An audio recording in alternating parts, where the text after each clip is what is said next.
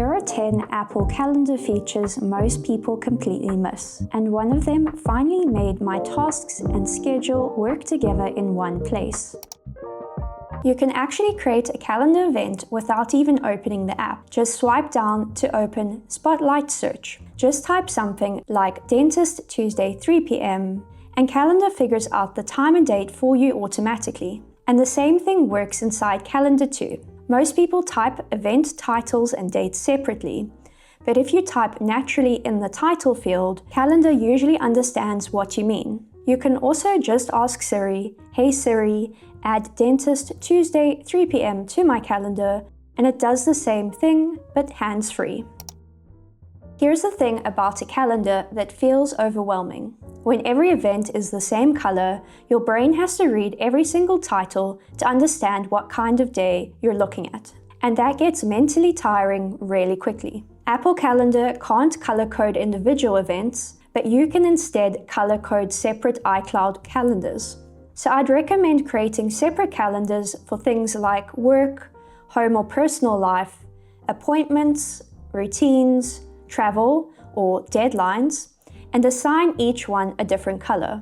And if you already have events created, you don't need to remake everything. Just open the event and change which calendar it belongs to. Now you can understand your week almost instantly, just from the colors alone. I also like creating all-day events as little themes for the day. Things like Deep Work Day, Admin Morning, Reset Day, or maybe Wellness Day. And if things start feeling visually cluttered, you can just untick certain calendars to hide them for a while. I've linked some calendar color inspiration in the description too, if you want ideas. If you resize the calendar app, the layouts actually change depending on the window size. So just by resizing the app, you unlock completely different ways to view your schedule without changing any settings. It's especially useful if you work in split view a lot, or use it in slide over. You can keep a smaller, cleaner calendar view sitting beside your notes or documents without taking over the whole screen. And two gestures worth knowing too. A short swipe moves one day, and a full swipe jumps an entire week. You can also pinch to zoom the hourly timeline if your schedule starts feeling crowded. And while you're in calendar settings, there's a couple of small settings worth customizing too, like choosing what day of the week will start on, and enabling week numbers if you like to reference them. If you recreate the same events every week, gym sessions, classes, meal prep, work shifts, or study blocks, instead of creating them over and over, just create the event once properly. Then tap Repeat and choose how often you want the event repeating. You can even set an end date so it stops automatically later on. And if one specific day changes, you can edit just that single event without affecting all the others. If you receive a booking confirmation or meeting invite by email, Siri will sometimes automatically suggest adding it to the calendar. But if this doesn't happen, you can just drag the email directly into the calendar app. And the nice thing is that the event keeps a link back to the original email. But honestly, the quickest method is usually just tapping the underlined date inside the email itself. Most people still tap the plus button every time they create an event, but there's a much faster way. Just long press directly on a time slot, and once an event exists, you can long press it again to change the duration or move it to another date within your calendar. If you do any kind of time blocking, this makes planning feel much more hands-on and flexible. You can set your default calendar, default event duration, and default alert times. So instead of constantly changing the same details manually, your iPad just starts behaving the way you naturally plan things.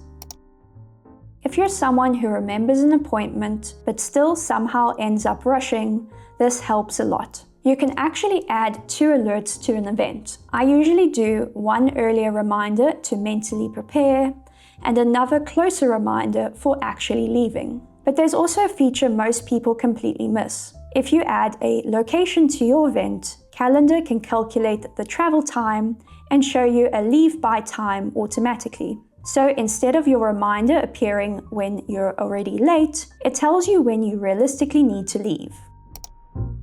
This is probably the most useful feature in this entire video, because it connects two apps most people normally use separately. But you can make scheduled reminders appear directly inside the calendar app. So now, tasks, deadlines, events and appointments all live in one timeline. One small thing worth doing afterward is turning off Show Completed Reminders. Otherwise, your calendar can start feeling visually noisy. This is the feature that finally brought everything together in one place. If you have holiday calendars you never use, you can unsubscribe from them completely. And if you use a keyboard with your iPad, there are also keyboard shortcuts for navigating calendar much faster. And finally, add a calendar widget to your home screen. Being able to glance at your day without opening the app really makes you more aware of your schedule. And if you want more widget styles, there's also an app called Nikki that syncs with Apple Calendar and has some really nice widget designs. Apple Calendar stays simple on the surface, but once you customize it a little, it becomes one of the easiest ways to make everyday planning feel less chaotic. Let me know in the comments which feature was your favorite, or if there's another calendar feature people should know about. Thanks for watching, and I'll see you in the next one. Okay, bye!